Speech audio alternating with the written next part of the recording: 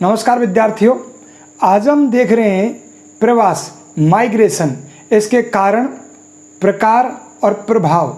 इनके प्रश्न उत्तरों के बारे में आज हम डिस्कशन करेंगे, बातें करेंगे। तो इसमें मैं बताने वाला हूँ आपको कुछ सवाल और उनके उत्तर कि प्रवास में से क्या क्या सवाल होते हैं और कैसे कैसे इनके उत्तर हम दे सकते हैं। तो सबसे पहले आइए हम देखते हैं इनके सवालों को। जो मैंने आपके सामने ये 10 सवाल लिखे हैं जो बहुत मोस्ट हैं, इनको छांट के मैंने इनमें से लिखा है और इनके हम उत्तर देंगे। तो सवाल 1 है, भारत में पुरुष प्रवास का मुख्य कारण कौन सा है? भारत में पुरुष प्रवास का मुख्य कारण ढूंढना है कि भारत में पुरुष प्रवास का मुख्य कारण कौन सा है। तो भारत में पुरुष प्रवास का मुख्य कारण कौन सा है? यह है आर्थिक कारण है। और आर्थिक कारण में से भी व्यक्ति काम के लिए और रोजगार के लिए वह अपने गांव से निकल करके कहीं बाहर शहर की ओर जाता है। तो इसमें आएगा काम व रोजगार। तो इसका उत्तर होगा भारत में पुरुष प्रवास का मुख्य कारण कौन सा है? तो मुख्य कारण है, आर्थिक कारण के अंतर्गत आता है, काम और रोजगार हेतु व्यक्ति प्रवास करता है। और प्रवास क्या होता है? प्रवास है किसी व्यक्ति का किसी क्षेत्र या प्रदेश से कहीं बाहर की ओर जाना या गमन करना ही प्रवास कहलाता है। सवाल नंबर अगर हम 2 देखें, किस राज्य में सर्वाधिक संख्या में अप्रवासी आते हैं? तो सबसे पहले हम देखते हैं अप्रवासी क्या होते हैं। किसी क्षेत्र में या किसी प्रदेश में बाहर से जब कोई प्रवास होता है या बाहर से लोग उस प्रदेश की ओर आते हैं, इसे हम अप्रवास कहते हैं।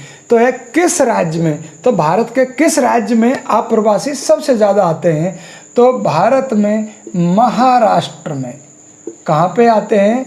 महाराष्ट्र एक ऐसा राज्य है जहाँ पर सबसे ज़्यादा लोग अप्रवास करते हैं, अर्थात भारत से महाराष्ट्र में लोग जाते हैं।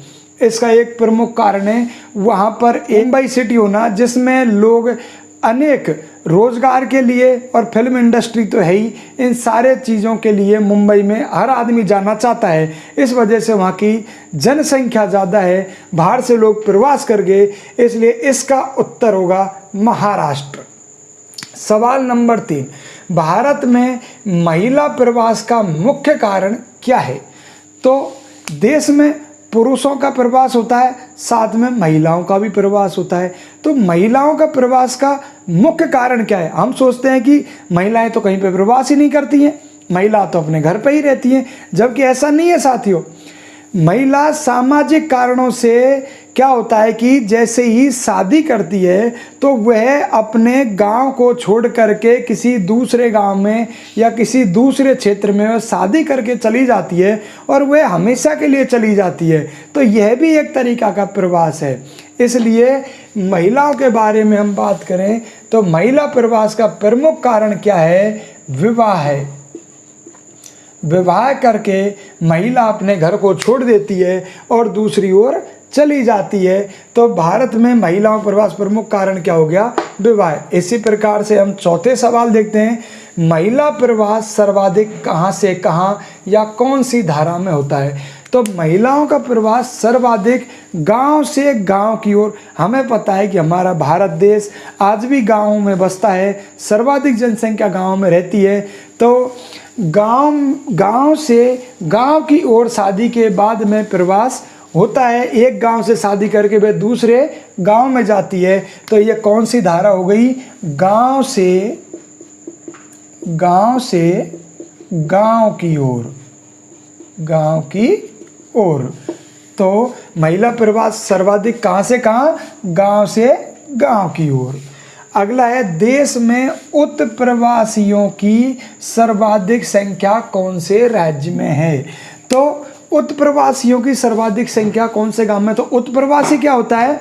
उत्प्रवासी का अर्थ है किसी एक प्रदेश से लोगों का किसी दूसरे क्षेत्र में या दूसरे प्रदेश में जाना यह उत्प्रवास कहलाता है। अगर इस क्षेत्र में होके लोग जाते हैं तो यहाँ से जो लोग जाते हैं इसको हम उत्प्रवासी या उत्प्रवास कहते हैं। तो भारत में सबसे ज़्यादा जनसंख्या कौन से राज्य में? भारत में सबसे ज़्यादा जनसंख्या उत्तर प्रदेश में है, और वहीं से ही लोग सबसे ज़्यादा कमाने के लिए, चाहे विदेश हो, मॉरिशस हो या फिजी हो, जहाँ पे लोग गए हैं पिछले उपनिवेश काल में गए हैं, या वर्तमान की दृष्टि से हम देखें तो भी यूपी से ही सबसे अधिक लोगों का उत्प्रवास हुआ है। वे भारत के हर राज्य में आपको दिखाई देंगे या विदेशों में भी ये दिखाई देंगे। तो इसका उत्तर होगा उत्प्रवासियों की सर्वाधिक संख्या वाला कौन सा राज्य है? वह उत्तर प्रदेश अर्थात यूपी। अगला सवाल है, किस पड़ोसी देश से सर्वाधिक प्रवासी भारत आए? किस पड़ोसी देश से सर्वाधिक प्रवासी भारत आए? तो सर्वाधिक प्रवासी भारत आए बांग्लादेश से। इसका उत्तर कौन सा होगा? बांग्लादेश। तो सर्वाधिक प्रवासी भारत आए। भाई कोई भी व्यक्ति अपने देश को क्यों छोड़ेगा? कोई व्यक्ति अपने देश को इसलिए छोड़ता है या तो वहाँ पर अशांति रहती है, यहाँ पर राजनीतिक उथल पुथल रहती है, या वहाँ पर कोई और संकट उत्पन्न होता है, तब कोई वह व्यक्ति उस देश से निकल के कोई बगल के संपन्न देश में वह प्रवास करता है। तो हमारे चारों तरफ, चाहे पाकिस्तान, भूटान, नेपाल, श्रीलंका, ये जितने भी या बांग्लादेश, जितने भी देश, इनमें सबसे संपन्न राष्ट्र हम देखें तो भारत सबसे बड़ा भी है और सबसे संपन्न भी है। तो और दूसरा कारण क्या है बांग्लादेश का? तो बांग्लादेश के पास में क्या है कि ड्रेनेज एरिया में नदियां बहुत ज़्यादा हैं, तो नदियों ने हमारे बॉर्डर एरिया को बिल्कुल काट रखा है, तो वहां आसानी से कोई भी व्यक्ति हमारे देश में घुस सकता है। तो बांग्लादेश से यहाँ से सबसे ज़्यादा अप्रवास बांग्लादेश से हमारे भारत में हुआ है। इसका अर्थ होगा, इसका उत्तर होगा, किस पड़ोसी देश से सर्वाधिक प्रवासी भारत आए? तो बांग्लादेश से सर्वाधिक प्रवासी भारत में आए। अगला सवाल है, जीवन पर्यंत प्रवासी और पिछले निवास के अनुसार प्रवासी में क्या अंतर है? जीवन पर्यंत प्रवासी और पिछले निवास के अनुसार प्रवासी में क्या अंतर है? तो इस चीज को हम देखते हैं जनगणना के अनुसार। तो जनगणना के आधार पर हम इसको देखते हैं। हम सबसे पहले देखते हैं जीवन पर्यंत प्रवासी क्या होता है। तो जब जनगणना की जाती है तो व्यक्ति का जन्म स्थान और व्यक्ति का जनगणना स्थान जब दोनों भिन्न होते हैं तो इस प्रकार का प्रवास यह जीवन पर्यंत प्रवास कहलाता है कि जनगणना के दौरान जब जन्म का स्थान और जनगणना का स्थान ये दोनों भिन्न होते हैं तो इसे हम जीवन पर्यंत प्रवासी कहते हैं। जैसे किसी व्यक्ति का जन्म आज यहाँ पे हुआ, ठीक है, और उसकी जनगणना किसी दूसरे स्थान पर होती है, वह वहाँ से जब चला जाता है तो इसको हम बोलते हैं जीवन पर्यंत प्रवासी, जो जन्म स्थान और जनगणना स्थान की भिन्नता के कारण यह होता है। दूसरा, पिछले निवास के अनुसार प्रवासी में क्या अंतर है? तो यह भी जनगणना के आधार पर हम देखते हैं कि व्यक्ति का वर्तमान का जो निवास स्थान है पिछले निवास स्थान से भिन्नता। पिछली बार जब जनगणना की गई थी जब वो व्यक्ति वहाँ था, लेकिन वर्तमान में जब जनगणना की जा रही है तो ये व्यक्ति यहाँ है। तो पिछला निवास स्थान से वर्तमान निवास स्थान में भिन्नता यह पिछले निवास स्थान के अनुसार प्रवासी कहलाता है कि वर्तमान में जनगणना जिस निवास स्थान के आधार पर हो रही है, यदि उसका निवास स्थान पिछली जनगणना वाले निवास स्थान से भिन्न है तो उसे हम पिछले निवास के अनुसार प्रवासी कहते हैं। अगला हम देखते हैं 8वां सवाल, पुरुष और स्त्री के चयनात्मक प्रवास का कारण क्या है? कि कोई पुरुष आर्थिक क्रियाकलापों के लिए या रोजगार के लिए या काम की तलाश में अपने गांव को छोड़ करके बाहर जाता है तो आर्थिक कारणों से काम और रोजगार के कारण वह प्रवास करता है। और ऐसा प्रवास किस धारा में करता है? गांव से नगरों की ओर ऐसा प्रवास अधिक होता है। तो ये प्रवास का मुख्य कारण रहा काम और रोजगार। जबकि स्त्रियों के बारे में हम देखें तो स्त्रियां एक सामाजिक कारण की वजह से एक सामाजिक बंधन में बनती हैं, वो शादी करती हैं और शादी कर करके वे एक स्थान से दूसरे स्थान की ओर अपने मायके से वहाँ ससुराल की ओर जाती हैं। तो विवाह करके तो यह एक गांव से छोड़ करके दूसरे गांव में जाती हैं। तो स्त्रियों के प्रवास का मुख्य कारण है उनका शादी करना। तो इसमें सामाजिक कारण, इसमें विवाह करके एक गांव से दूसरे गांव की ओर जाना, ये इसका चयनात्मक प्रवास का कारण है। अगला सवाल है, प्रवासी मॉरिशस और फिजी में क्या कार्य करते हैं? पहले सवाल है कि उपनिवेश काल में यहाँ से भारत से गए हुए प्रवासी जिन्हें मॉरिशस में और फिजी में ले जाया गया था, वो वहाँ पर क्या कार्य करते थे या क्या कार्य करते हैं? तो उस टाइम मॉरिशस और फिजी की हम लोकेशन देखें तो ये समुद्र में या महासागरों में एक टापुओं पर बसे हुए देश हैं। तो ऐसे देशों में रोपण कृषि अधिकतर की जाती है, जिसमें मशीनों से कम काम होता है और अधिकतर मानव श्रम की आवश्यकता है। तो ऐसे देशों में यहाँ पर जाने वाले लोग क्या कार्य करते हैं? रोपण कृषि का कार्य करते हैं। रोपण कृषि का कार्य करते हैं। अब लास्ट और अंतिम सवाल को हम देखते हैं कि उद्गम और गंतव्य स्थान की आयु और लिंग संरचना पर ग्रामीण नगरीय प्रवास का प्रभाव बताइए। तो इसको हम देखते हैं कि इसमें क्या चीज़ें देखनी है हमें। इसमें एक चीज़ें देखनी है, एक तो कोई उद्गम स्थान है और एक गंतव्य स्थान है। ये दो चीज़ें, उद्गम स्थान और गंतव्य स्थान, इसमें क्या देखना है हमें? इसमें देखना एक तो आयु और एक देखना है लिंग संरचना पर प्रभाव। आयु और लिंग संरचना पर प्रभाव, किस चीज़ का प्रभाव? सवाल में है ग्रामीण और नगरीय प्रवास से प्रभाव। ग्रामीण से नगरीय प्रवास। तो सवाल है उद्गम स्थान और गंतव्य स्थान की आयु और लिंग संरचना में ग्रामीण और नगरीय प्रवास का प्रभाव बताइए। तो क्या प्रभाव पड़ेगा हम देखते हैं। किसी भी जगह से कोई व्यक्ति जाता है तो वह कैसी जनसंख्या होती है? वह होती है कार्यशील जनसंख्या।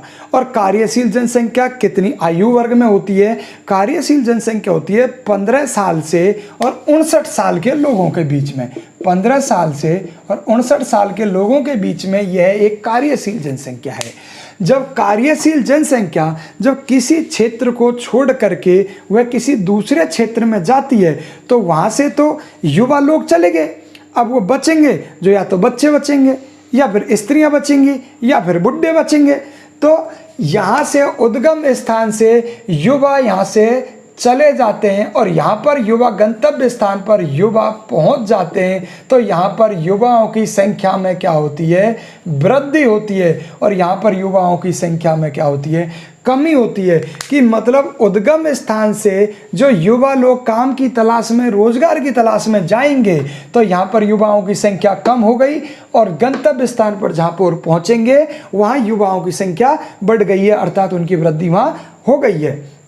इससे और क्या होगा? लिंग संरचना में क्या प्रभाव पड़ेगा? अब लिंग संरचना में ये प्रभाव पड़ेगा कि गांव से और नगर की ओर या फिर दूर प्रवास करता है। कौन करता है?